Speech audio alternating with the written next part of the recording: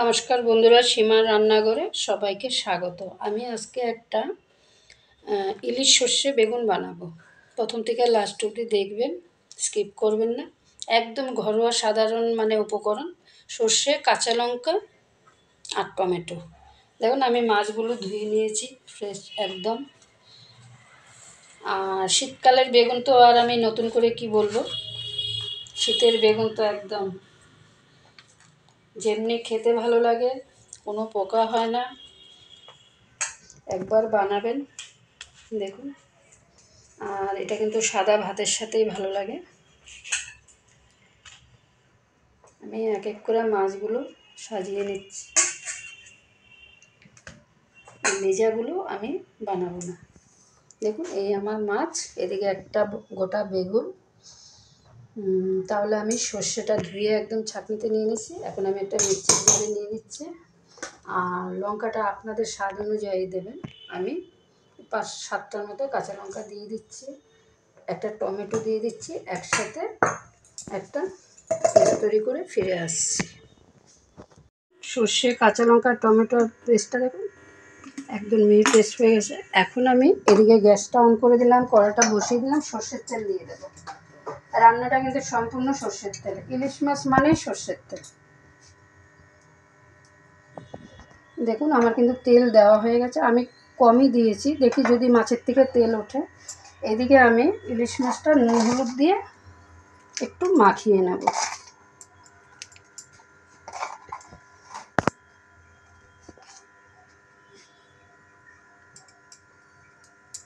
ওদিকে তেলটা গরম হতে হতে আমি এদিকে মাখিয়ে নিই। একদম কম সময়ের রান্না। আর এমন একটা যদি রেসিপি হয়, শীতের দুপুরবেলা আর কিছু লাগে না, একবার বানিয়ে খাবেন। আর যদি কেউ বানিয়ে খেয়ে থাকেন আমাকে কমেন্ট করবেন। যদি আমার রান্নাটা আপনাদের ভালো লাগে তাহলে একটা সাবস্ক্রাইব করবেন। আর পেজ থেকে দেখে একটু ফলো দেবেন, একটা লাইক করবেন।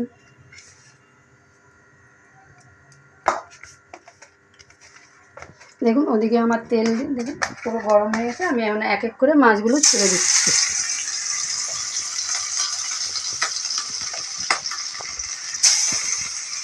উল্টিয়ে দিচ্ছি। মাছ কিন্তু আমি কড়া ভাজবো না, একদম হালকা মাছ ভাজাতে হবে। আমি এইভাবে সবগুলো মাছ ভেজে ফিরে আসছি। দেখুন, আমার সবগুলো মাছ ভাজা হয়ে গেছে। একটু নামিয়ে নিচ্ছি। ওই তেলে আমি বেগুনগুলো ভেজে নেব, হলুদ আর নুন দিয়ে একটু ভেজে নেব। দেখুন, সব মাছগুলো ভাজা হয়ে গেছে। এখন আমি ওই তেলে বেগুনগুলো দিয়ে দিচ্ছি।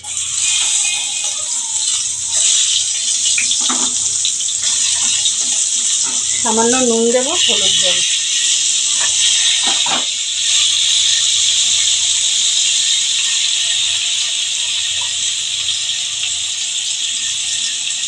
খুব বেশি বেগুনও ভাজবো না, হালকা ভাজবো।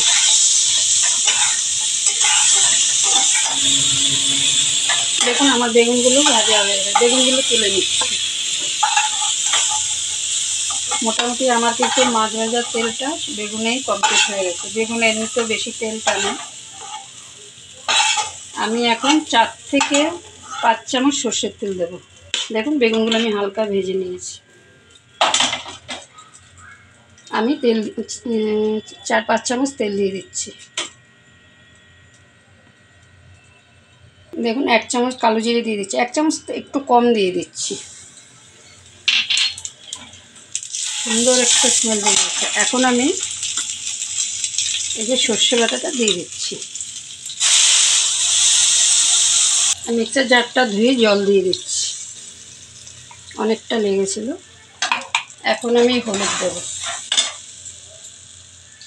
চামচে 1 চামচ হলুদ দিয়ে দিলাম। আমি সর্ষের সাথে 1 চামচ নুন দিয়েছি। এখন আমি একটু নুন কম দিচ্ছি। দেখুন, নুনটা আপনাদের স্বাদ অনুযায়ী দেবেন। নুন, ঝাল, টক, মিষ্টি এগুলো কিন্তু নিজস্ব টেস্টের উপর। আমি এখন একটু কষিয়ে নেব।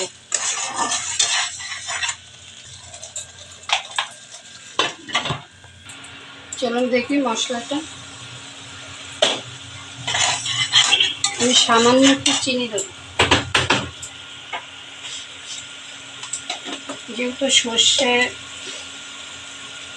একটা ঝাঁজ আছে আমি সামান্য চিনি দিচ্ছি, আপনারা না চাইলে দেবেন না, অসুবিধা নেই।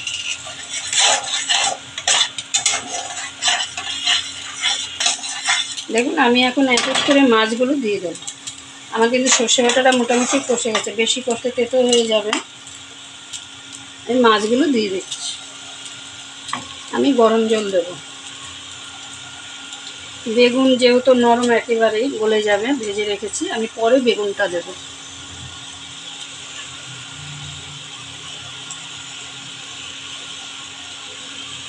দেখুন আমি সব মাছগুলো দিয়ে দিলাম, মাছের তেলটাও দিয়ে দিলাম, দুটো গোটা কাঁচা লঙ্কা দিয়ে দিলাম। এবার আমি গরম জলটা দেবো।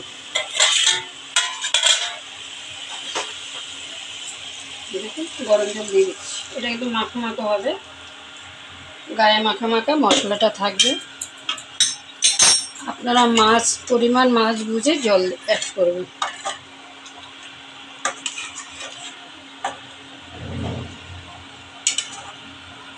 এখন আমি 5 মিনিট চাপা দিয়ে দেবো, তারপরে বেগুনটা অ্যাড করবো। চলুন দেখি, দেখুন একদম ফুটছে, এখন আমি বেগুনগুলো দিয়ে দেবো।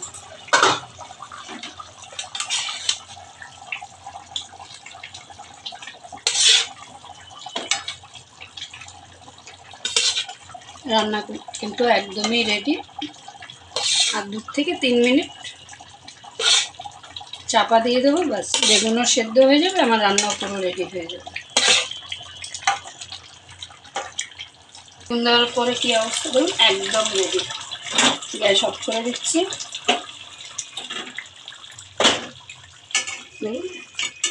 এটা ঠান্ডা হলে একদমই গায়ে মশলাটা আরও গ্রেভিটা ঘন হয়ে যাবে। চলুন আমি একটা ডিশের মধ্যে নিয়ে নিচ্ছি। দেখুন দেখতে কত সুন্দর হয়েছে।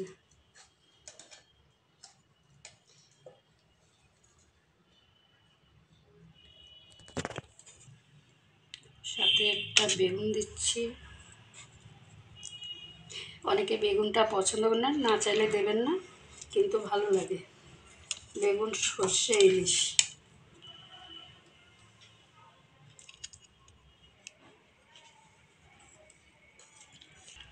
দেখুন আমার কিন্তু একদম রেডি। আমি গার্নিশ একটু ধনেপাতা দিয়ে একটু গার্নিশ করে দিচ্ছি। তাহলে আমি এখানে ভিডিওটা শেষ করছি। আবার নতুন ভিডিও নিয়ে দেখা হচ্ছে। ভালো থাকবেন, সুস্থ থাকবেন।